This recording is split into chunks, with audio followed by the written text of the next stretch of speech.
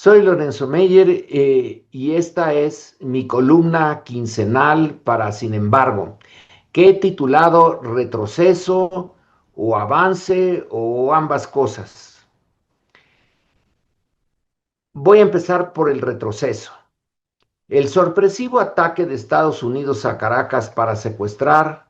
al jefe de gobierno venezolano, la amenaza del presidente Trump de apoderarse de Groenlandia sin que le importe vulnerar la soberanía de un pequeño y fiel aliado, Dinamarca, más otras acciones recientes, pueden interpretarse como otros tantos indicadores de una vuelta al pasado imperialista norteamericano más crudo. El objetivo de ese imperio es controlar por las malas uno de los mayores yacimientos de petróleo del mundo, en Venezuela, o apoderarse sin más de una gran isla al norte del continente americano, Groenlandia, de dimensiones mayores que México, 2.1 millones de kilómetros cuadrados, casi despoblada, 60,000 habitantes, pero que hoy tiene un gran valor económico y estratégico por poseer muchos minerales y tierras raras y sobre todo por su localización estratégica en tiempos de proyectiles supersónicos. La acción armada norteamericana en Venezuela y la amenaza de usar la fuerza para apoderarse de Groenlandia pueden interpretarse a la luz del contenido del National Security Strategy, Estrategia de Seguridad Nacional, que es un documento donde Estados Unidos por sí y ante sí redefine la llamada doctrina Monroe de 1823 y subraya su oposición a que alguna otra gran potencia extracontinental incremente su presencia política y económica en el hemisferio occidental. Y es que la relación petrolera de China con Venezuela, con la Venezuela chavista, no es del agrado de Trump, como tampoco lo es el apoyo político de 8 países europeos al rechazo de Dinamarca de transferir a Washington su soberanía sobre la isla. Lo interesante es que ese apoyo europeo al gobierno danés puede ser un signo de que la tradicional subordinación y disciplina de los miembros de la OTAN, la gran alianza atlántica formada en 1949 para enfrentar a la URSS, esa alianza con Washington tiene límites. La presión de Trump sobre Dinamarca muestra que el ser miembro de la Alianza Atlántica, así como el haber colaborado históricamente en las aventuras militares norteamericanas en Irak y Afganistán, en los Balcanes y en Libia, más el haber facilitado a Estados Unidos el uso de bases en Groenlandia desde la Segunda Guerra Mundial, hoy la base de Pitufik es clave para el sistema de alerta temprana norteamericano en caso de un ataque con misiles intercontinentales. Bueno, todo eso no significa ya nada en Washington. Con Trump, el imperio se impone de manera igual de brutal sobre Venezuela, la Venezuela chavista, que sobre la obsequiosa Dinamarca. El crudo ejercicio de la política del poder económico de Estados Unidos en la llamada Guerra Mundial de los Aranceles o en los bombardeos recientes en Venezuela, en Irak, en Irán, en Yemen, en Siria, en Nigeria o Somalia, tienen su razón de ser en la admisión explícita del mandatario norteamericano de que el único límite a su ejercicio de la política del poder es el que impone, y aquí es entrecomillado, su propia moral personal. Esto significa que el resto del planeta tendrá que especular sobre la naturaleza de ese código. En la siguiente parte me voy a referir a la reacción a los excesos de este poderoso. Como sea, para el hombre más poderoso del mundo, las normas del derecho internacional actual parecieran ser irrelevantes. Sin embargo, es justamente ese imperial desprecio por los límites que el resto del mundo ha codificado,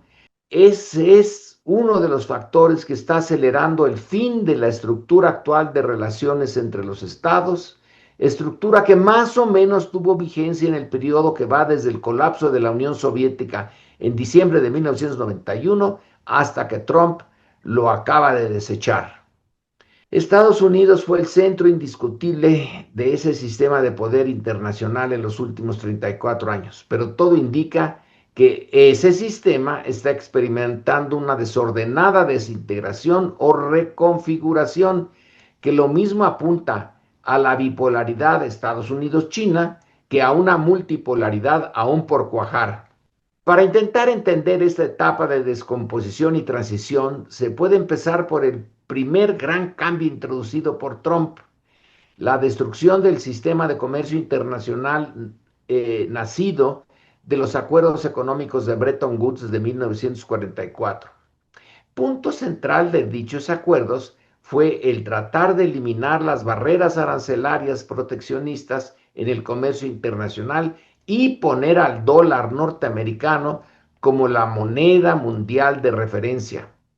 pues la mitad del PIB mundial se generaba entonces en Estados Unidos. La URSS y China no se sumaron al acuerdo, pero este funcionó hasta que empezó a fallar a partir de los 1970, pero recibió el golpe final con Trump y con sus aranceles. Casi de la noche a la mañana, Estados Unidos empezó a convertirse en una economía protegida bajo el pretexto de que el resto del mundo estaba,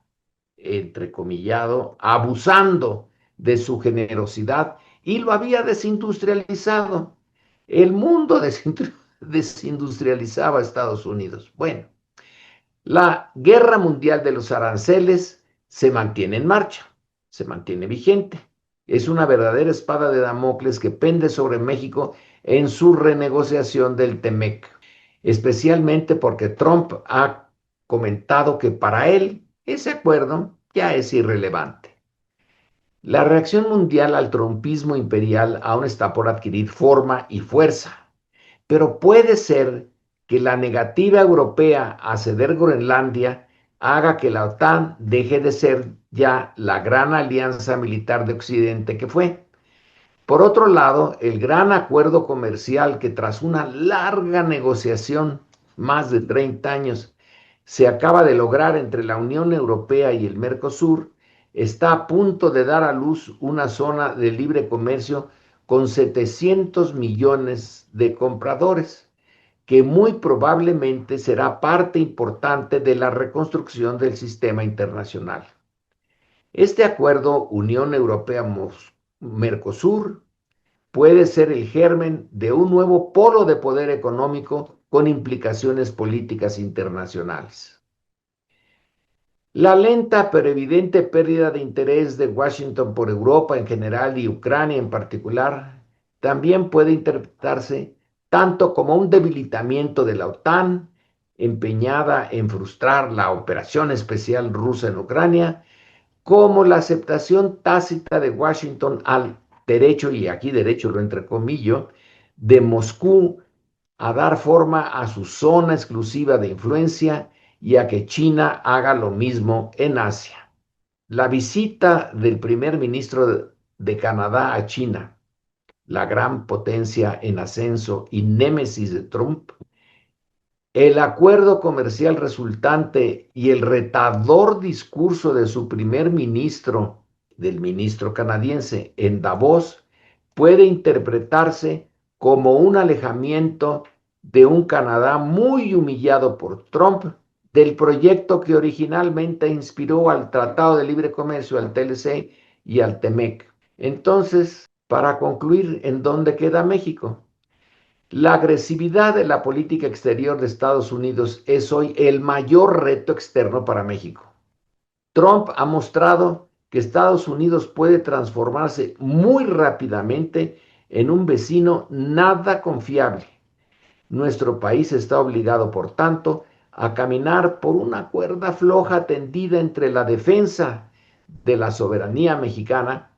siempre relativa, debido a la simetría de poder frente al vecino del norte, y la necesidad de evitar el choque directo con Washington.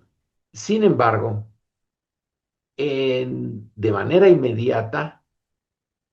No debemos perder el tiempo y debemos buscar la oportunidad en la caótica recomposición en marcha del sistema de poder internacional. Y sólo así podemos disminuir la gran dependencia que hoy tenemos del vecino del norte. Muchas gracias por su atención.